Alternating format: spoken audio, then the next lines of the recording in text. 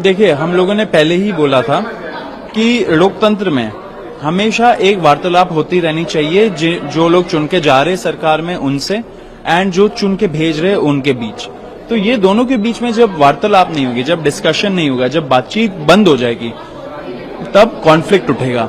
And इसलिए उसी spirit के तहत हम लोगों ने सारे एजुकेशन मिनिस्टर्स को चिट्ठी लिखा है। उसमें हमने कुछ बहुत ही स्ट्रांग क्वेश्चंस पूछे। हमने पूछा कि कितना आपने बजट एलोकेट किया है, कितने सारे स्कूलों का आपने रेनोवेशन किया है, कितने स्कूलों में रेनोवेशन करना बाकी है, कितने एंड किन किन स्कूलों में स्पोर्ट्स फैसिलिटी नहीं है। ये सारे प्रॉब्लम्स हैं। तो आशा है कि सारे एजुकेशन मिनिस्टर्स हमें 1 महीने के अंदर बताएंगे कि क्या है एजुकेशन का स्टेट, स्कूल्स का स्टेट उनके राज्यों में।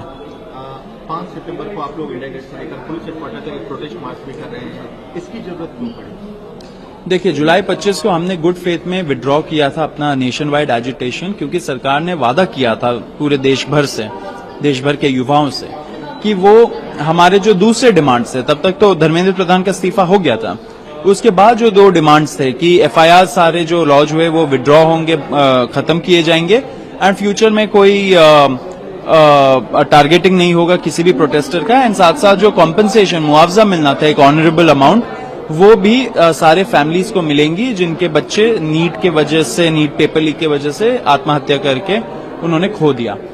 ये दोनों डिमांड्स अभी तक सरकार ने फुलफिल नहीं किया है। हमें लगता है कि सरकार विश्वासघात करना चाहती है जेनजी के साथ, विश्वासघात करना चाहती है देश के युवाओं के साथ। ये हम अलाउ नहीं होने देंगे। इसलिए हमें वी वर फोर्स्ड कि हम लोग ये स्टेप लें। अब हम लोग इंडिया गेट में गैदर होंगे 5 सितंबर को, वहां से एक पीसफुल तरीके से मार्च निकालेंगे पुलिस हेडक्वार्टर्स के लिए एंड सारे जेनजी से, सारे युवाओं से, सारे स्टूडेंट ऑर्गेनाइजेशन से अपील है कि वो मोबिलाइज करना शुरू कर दे, क्योंकि ये विश्वासघात हम होने नहीं देंगे हमारे साथ। आप लोग जब से स्कूल में जाना शुरू किए हैं तब से कई राज्य सरकारों ने स्कूलों में फोटोग्राफी, वीडियोग्राफी बैन लगाया। अभी पीछे में भी हमने देखा कि महाराष्ट्र इलाकों में FIR दर्ज हुई है। कैसे देखते हैं? इन सब चीजों से हमें डराया नहीं जा सकता। देश का युवा जग चुका है, देश का युवा रोड पे है, देश का युवा बोल रहा है जो सरकार में बैठे हुए लोग हैं कि देखिए कि आपका सिस्टम कैसे देश के भविष्य को फेल कर रहा है। तो मुझे लगता है कि ये जो सरकार में लोग बैठे ये बचकानी चीजें ना करें। थोड़ा सा ध्यान दीजिए अपने स्कूलों में, अपने कॉलेजेस में, अपने हेल्थ सिस्टम में।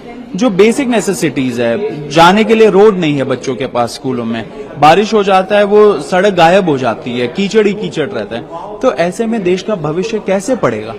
तो अगर मैं तो ये भी मैंने पहले बोला है कि बीजेपी के एमपीज, एमएलएज एंड ऑपोजिशन के भी एमपीज, एमएलएज साथ चले युवाओं के साथ। अगर कोई युवा जा रहा है स्कूल का ऑडिट करने, तो आप साथ जाइए उनके एंड देखिए कि आपके क्षेत्र में क्या हो रहा है। अगर वो आप करते हो तो देश का युवा आप पे भरोसा करेगा, देश का युवा आपको मैच्योरली देखेगा कि आप मैच्योरली हैंडल कर रहे हो।